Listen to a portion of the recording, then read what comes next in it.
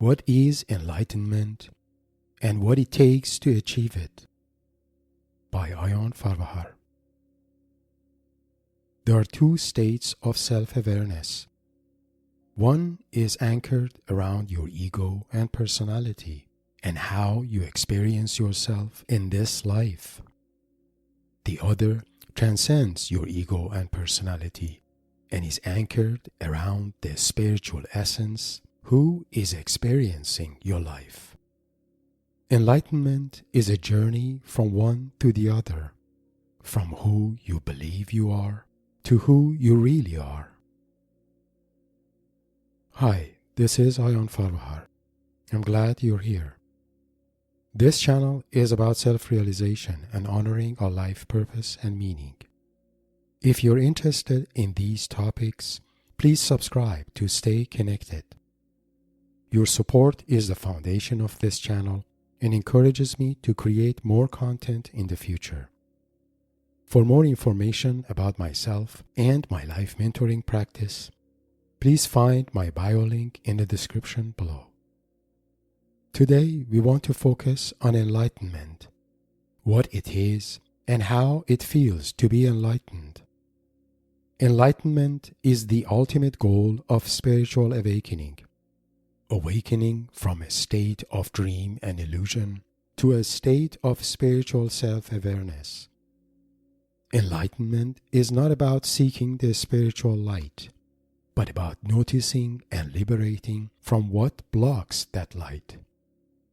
Liberating from a set of beliefs that clutters our mind and closes our heart. Our beliefs about ourselves and the world are created by our ego and a set of our identities that separate us from our true nature and the divine light we all have emanated from.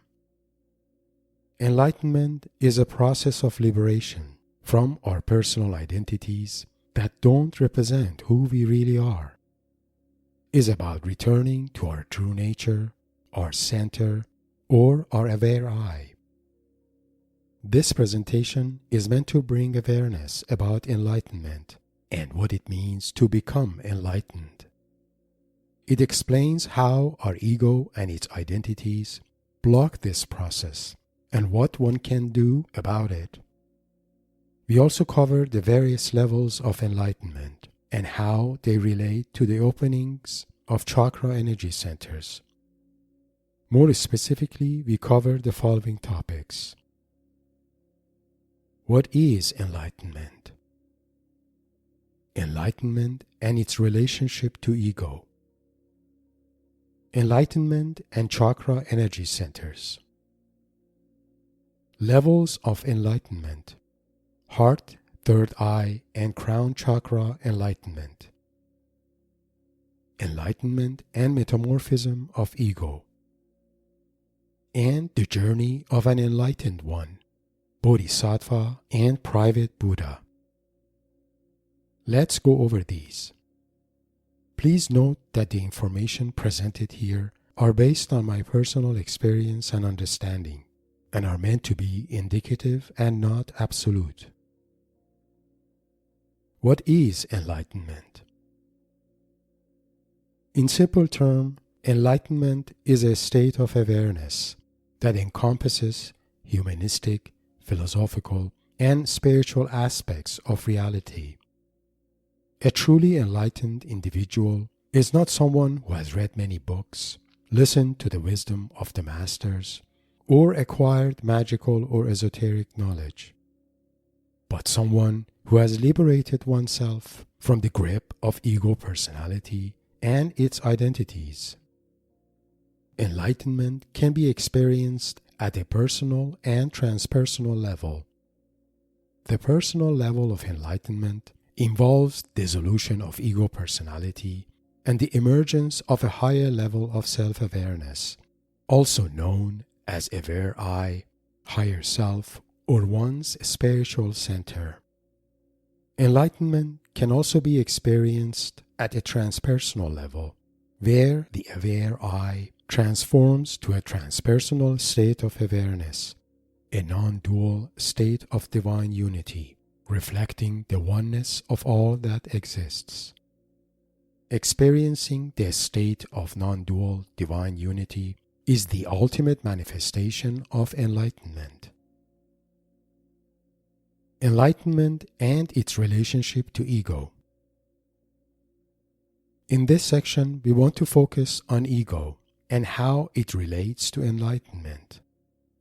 The term ego is a psychological concept and has different interpretations. Here I refer to ego as a collection of personal identities. When we first come to this world, we are given a set of identities, such as our name, our body, our family, our cultural background, and so on. As we grow up experiencing the world, we acquire more personal identities through our education, skills, professions, possessions, relationships, and personal beliefs. Our self-awareness gradually becomes dominated by these identities as we define ourselves through them and find our sense of worth in them. For example, if one asks me to describe who I am, I may describe myself by my age, my background, my education or profession, or my beliefs or personal interests. Of course, these are all aspects of my life here in this world. But do they really describe who I really am deep inside? Probably not, because they're just a set of identities I'm conditioned to accept and identify with. What is left out is who I really am, which is the spiritual essence of me, the one who is experiencing my life. Our personal identities are labels we happen to acquire in the road of life, like layers of garments that we chose to wear, garments that hide who we truly are deep inside. That is why most enlightenment practices and meditations require and call for separation and liberation from the state of ego and personal identities. The stronger our sense of identity, the harder it becomes for us to walk the path of enlightenment, because a true state of enlightenment is free from all identities. It is important to note here that having ego and personal identities is a part of life, because our identities help us navigate and experience life in different dimensions through our relationships, our family, our work, and so on. So the problem is not the ego itself, but when we identify with it and define who we are through it. When we strongly identify with our personal identities, we also subconsciously attach our sense of value and worth to them. And therefore, any dramatic changes in them, for example, a break in a relationship or loss of a job, can take that sense of value away, causing emotional pain and suffering. That is why enlightenment is sometimes also viewed as a remedy for suffering, because the root of suffering lies in our ego and our attachment to our personal identities. Enlightenment and chakra energy centers. Enlightenment is not a sudden revelation of awakening, but rather a multi-level process. Chakra energy centers can best represent this process. Chakra system is originated in esoteric traditions in Hinduism and is used in variety of ancient yoga and meditation practices. The system consists of several nodes or energy centers spread throughout the central axis of our body. The most common version of chakra system includes 7 major energy centers or nodes, representing various levels of human consciousness, starting from survival instinct at root chakra all the way to transpersonal unity with the divine at the crown chakra. The process of enlightenment can be viewed as the rise of our consciousness from lower to higher chakras. Lower three chakras are known as root, sacral, and solar plexus chakras. Impulses from these lower chakras are existential in nature, such as our instinct for self-preservation, procreation, self-gratification, validation, power, and domination, all of which are also impulses in animal kingdom. Middle three chakras are known as heart, throat, and third eye chakras. The impulses of these three chakras are soulful in nature and no longer as existential. They invite openness, expression, imagination, and creativity, all of which are expressions of our soul as our spiritual essence. The highest chakra is the crown chakra. The impulse of the crown chakra is neither existential nor soulful in nature. It is rather mystical and about the experience of a transpersonal state of bliss that reveals itself as a non-dual divine unity in all things. Activation of crown chakra goes beyond personal experience of spirituality and leads to a mystical and transpersonal union with the divine. Among all chakras, the heart, third eye, and crown chakras are most important because they correspond to distinct levels of enlightenment. Levels of enlightenment: heart, third eye, and crown chakra enlightenment. As mentioned, enlightenment is a multi-level process. From experience, this process has three major levels. These levels correspond to opening of the heart, the third eye, and the crown chakras. Let's briefly go over the characteristics of these three levels. Opening of the heart chakra is the initiating step in the enlightenment process. Without an open heart chakra, our self-awareness is dominated by the existential impulses of the lower three chakras. Heart chakra represents the spiritual heart of an individual. When opened, we no longer feel consumed by our self-preservation or self-gratification needs. We no longer feel any desire to seek validation, power, or domination. We instead feel soulful and experience a sense of openness, calmness, courage, love, compassion, and creativity. Opening of the third eye chakra results in a personal level of enlightenment. It opens the door to a state of awareness that transcends our ego personality.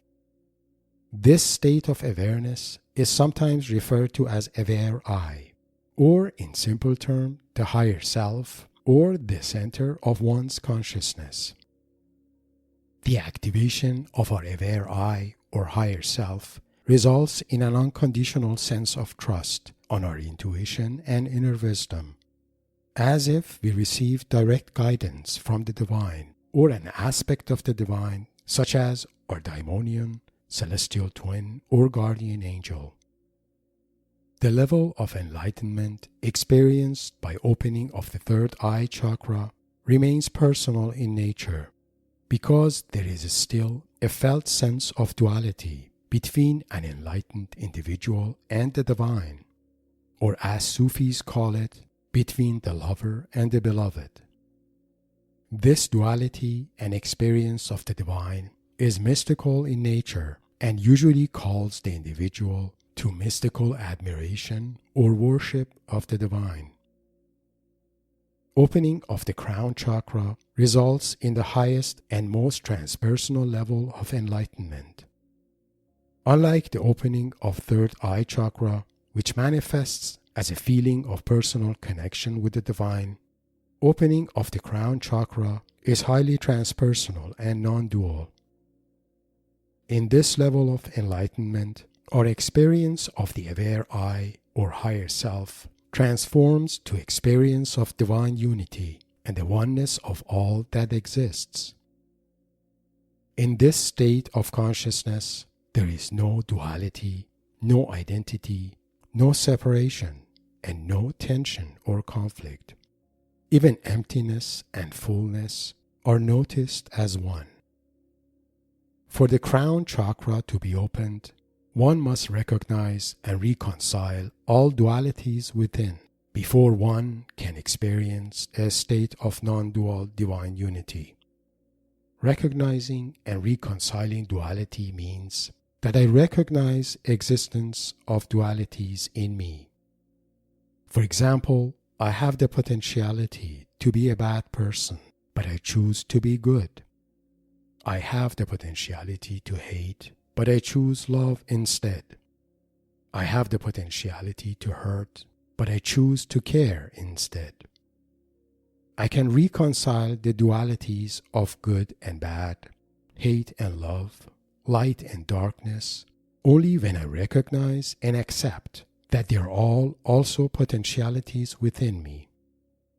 If I don't recognize and accept that, I subconsciously project what I don't identify with on others and can never experience a state of non-dual divine unity.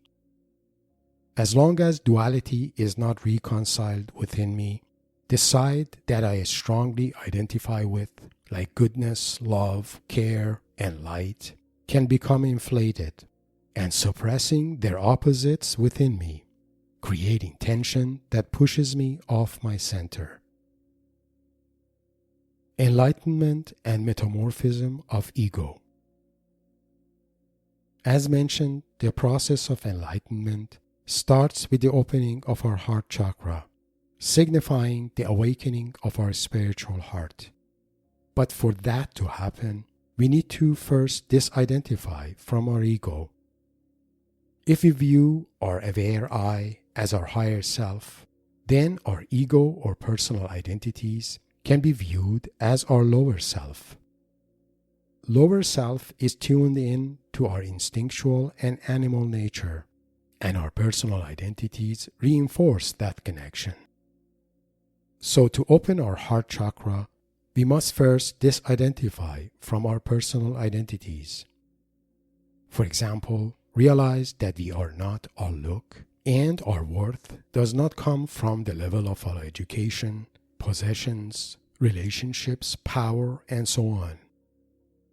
The process of disidentification from our ego usually requires some inner work.